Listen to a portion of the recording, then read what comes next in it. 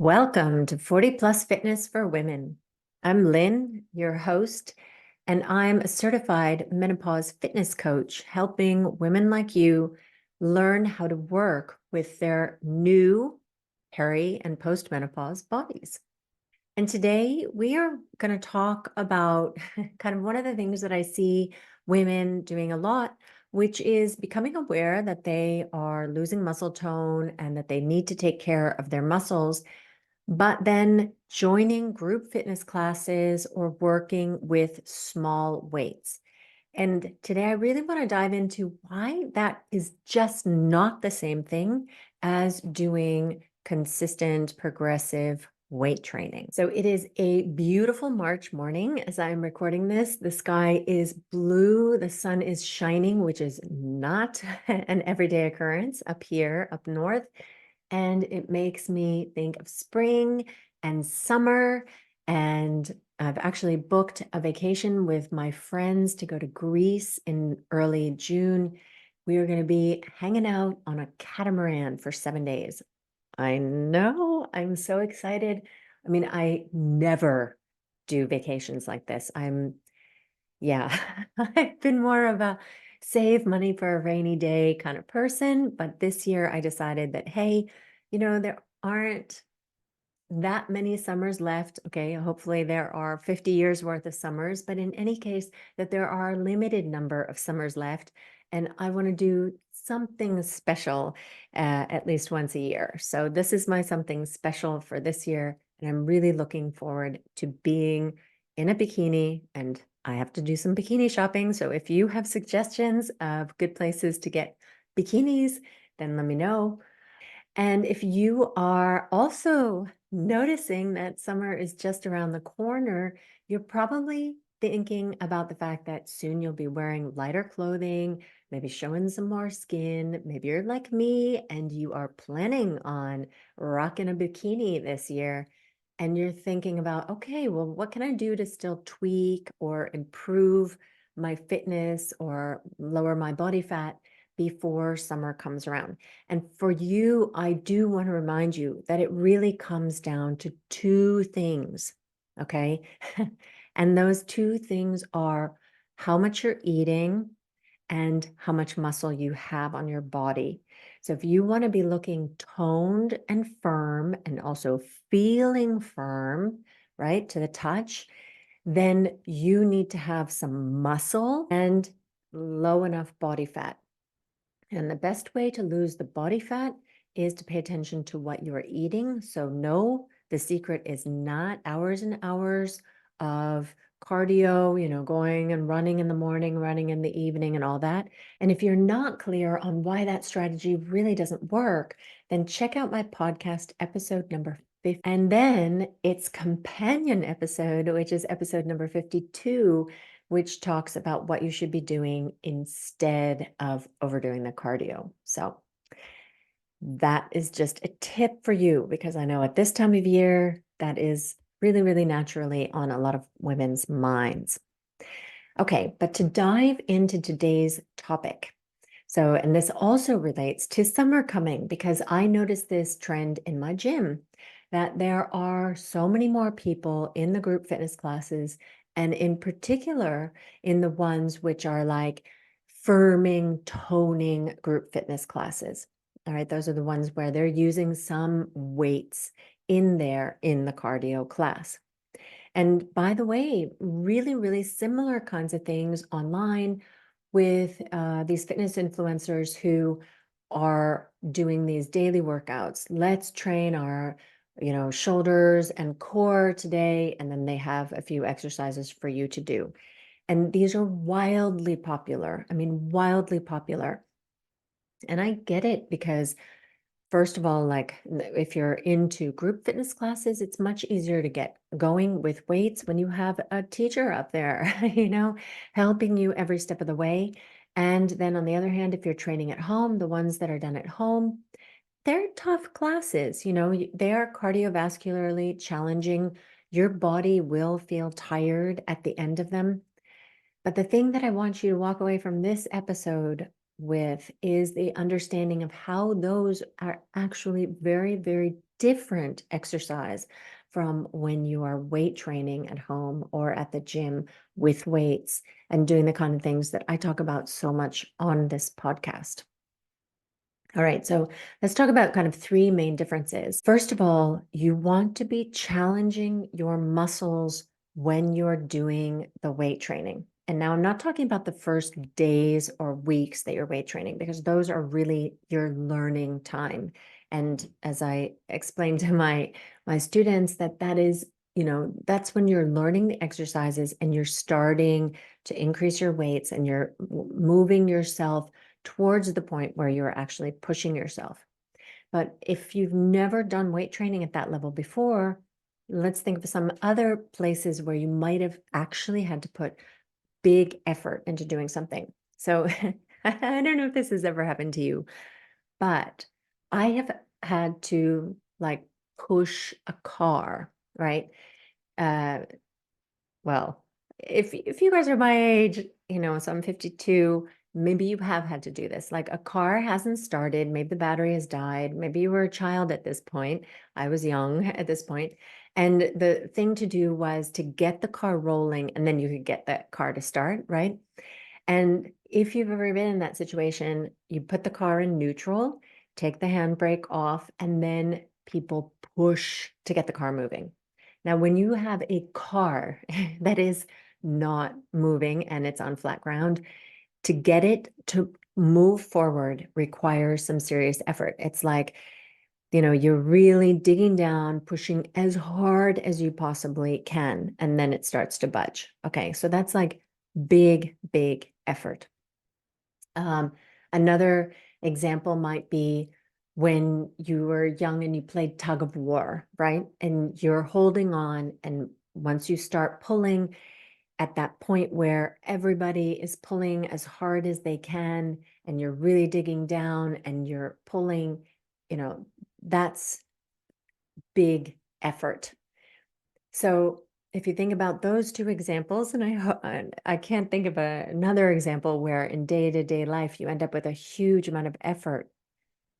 Maybe when you're going on a trip and you have an oversized suitcase and it's really, really heavy, and then at the check-in counter, you've got to lift it onto that belt to be weighed, and you're like, okay, and then you lift it and you get it just barely up there, and then you push it, and you're like at the limits of, what you can do, right? That is effort. And when you are really trying to build up your own strength and build your muscles, you need to be working with a very challenging weight. And if you look at the weights that are being used in these group fitness classes or the ones, online, I don't know what to call them. Well, I mean, really what they are is cardio with weights. Okay. These are mainly cardio classes. The women's heart rates are going up and they're using some dumbbells or weights to help to achieve that. Yeah. So I'll call them, maybe that's what I'll call them, cardio with weights. And one of my students said this really, really well when she said that she's been going to body pump classes and she's been thinking to herself that, hey, when I know that I've got to do shoulder presses, so pressing the weights up above her head, then she has to pick fairly small weights. But then they're starting with doing something that if she were to just pick weights for that movement alone, she would pick much, much heavier weights because actually she notices she's much stronger at that. But because it's put together the way it is, you might use the right weight for doing the shoulder presses, but then the other things that you're doing, which are stronger muscles than your shoulders, you're actually ending up doing too lighter weights. And this was kind of her insight that, yeah, this is not actually very effective because though you're moving the weights, you are actually not challenging yourself in those exercises. And that's exactly the issue with body pump and other classes. And actually, they're not designed to build muscle and strength. They're designed for muscle endurance. And Les Mills Body Pump, for example, if you go to their website, they will say that this is a muscle endurance class. And muscle endurance and muscle strength and power are two different things. They're brought to you by two different types of muscle fibers in your muscles. And the one that we're losing as we age is actually not the endurance muscles so much, or the endurance muscles fibers so much, but more the power and strength muscle fibers. And those are the ones that we need to be stimulating in our training. Okay. All right. So that was point number one, is that in these classes, you're not using a weight that's really, really challenging you. You may feel the burn, different thing. And then we talk about progressive overload. And progressive overload is the way that you get your body to get stronger, okay? Because what you're doing is that as your body gets stronger, you are putting slightly higher demands on it and higher demands on it and higher demands on it. You're always pushing the envelope a little bit more and a little bit more. Now, the easiest way to make sure that you are actually progressively overloading, in other words, asking your body to do more over time, is to track how many reps you're doing. And if you're able to do, let's say, 7 reps today, you try to go for 8 reps tomorrow. And when you get to 8 reps, you try to go for 9 reps and all that. And when you get to the top of your rep range, which might be 12 reps, might be 15 reps, could be less also, depending on your program. But in any case, when you get to a certain number of reps, then you increase your weight. This is the way that you get yourself stronger. And my own personal experience with switching from body pump classes, which is what I was doing, I I think closer to like 7 years of body pump classes, probably longer. But anyway, it's doing body pump classes, really working my butt off in there, right? I mean, I'm not somebody who goes into one of those classes and is like, let me just be here for show. No, I'm like, I'm going to get absolutely the most out of this. And I would be killing myself in those classes, right? So I am doing bicep curls really hard with big weights. So they were 5 kilogram weights, which was the biggest weight that they actually had. And I didn't see very many women around me using the 5 kilogram weights either. Then cut to the change in my training, which was that I switched to doing dumbbells at home, progressively overloading. I was already doing the 5 kilo weights. Then I tried with 6 kilo weights. And of course, I couldn't do very many with the 6 kilo weights, but I'd maybe do like 5 bicep curls. And then when I've been able to do 5, I would try to do 6 and 7 and slowly working my way up. And actually, it did not take me very long to get to 10 kilograms. Now, just let that sink in. I went from doing 5 kilos to suddenly doing 10 kilos. That is a significant increase in strength. So, yeah, 7 years of kind of pedaling in place at Body Pump versus a few months of doing progressive overload strength training at home. That's the difference. And yeah, that's a really obvious one, but it happened also in other parts of my body.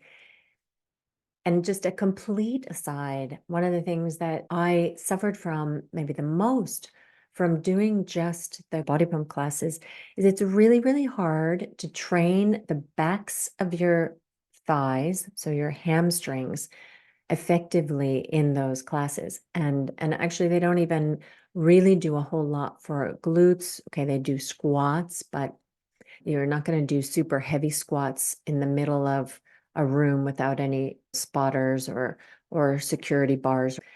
But in any case, so my hamstrings were in such bad shape that I started having issues in my hip. And then I was having issues even being able to sit down. Certainly couldn't run, walking hurt, all kinds of things. And when I started strength training at home and I started actually training my hamstrings, then the injury, the pain went away. So yeah, okay, but that was that was an aside.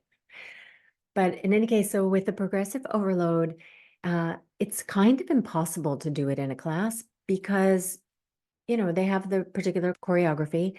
They're swapping up the exercises that you do.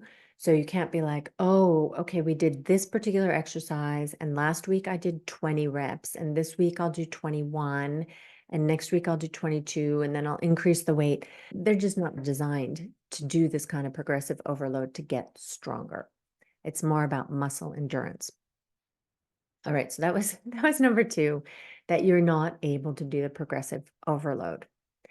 And then the third thing is that you don't rest between sets. So those fitness classes and the cardio with weights, they are really cardio classes. And as such, you're keeping your heart rate up all the time, you're moving all the time. That is completely different from what you're doing when you are really strength training. Okay. When you are strength training, it's it's a completely different formula. These classes and strength training are like two different animals. It's like trying to compare going running and biking. Both of them, you're using your legs and they're doing the same motion over and over again, right? But they are different things, right? If you're going to be training for a bike race, you're going to be riding a bike. If you're training for a foot race, you're going to be running. They are not, they're doing different things. Same way, this kind of cardio with weights and strength training are two different things. When you're strength training, you are going to be using a challenging weight. You're going to be doing short amounts of that movement. You're going to be tracking and challenging yourself over time to do a little bit more and a little bit more. And in between sets, you are not going to be doing anything cardio. You're going to be resting. You'll see people in the weight room that are sitting around on their phones because actually, when you start to get to very challenging weights and you're doing, for example, with your legs, like if I do Romanian deadlifts or if I'm doing leg presses, these are big muscles that are being used and you are pushing them kind of to their limits. And my legs will feel a bit jello-y after a set. And yeah, I wait 2 or 3 minutes for them to recover to do the next set. Completely different paradigm than doing the cardio with weights. And it's not just about resting between the sets, it's also resting between training days. Because the way that it goes is that in your training session, be that at home or at the gym, you're stimulating your muscles. And after your training session is when the muscles actually grow and become stronger.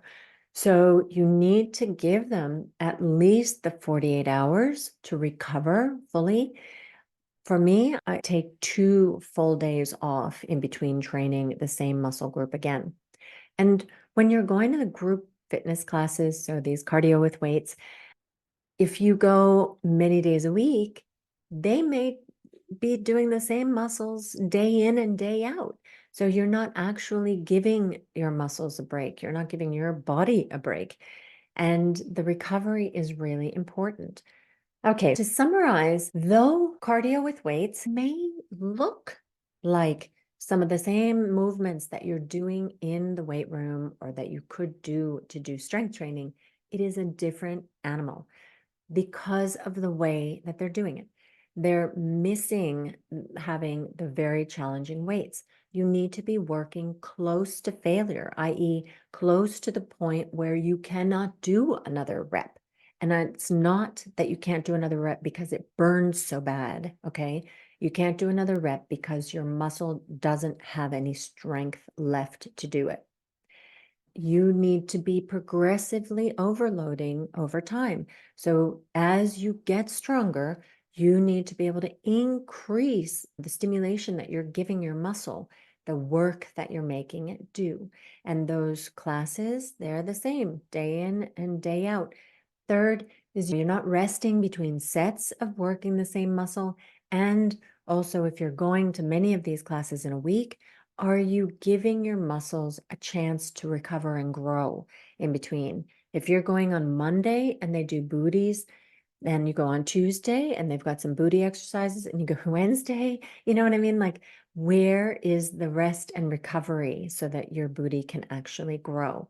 So I know it feels like you're doing something when you're sweating and you're trembling and you're burning sensation in the muscles, but those are not the indicators that you are actually increasing the strength of your body.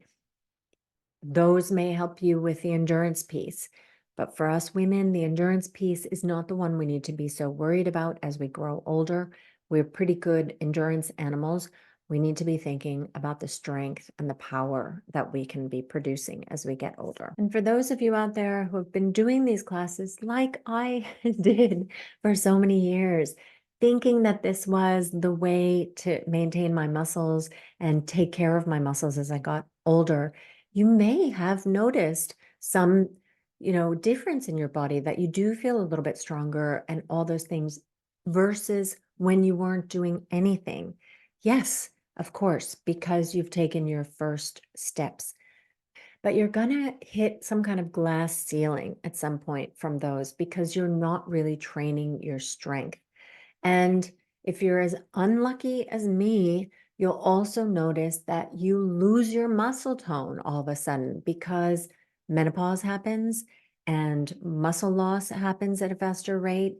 Muscle maintenance is not as good when estrogen levels drop.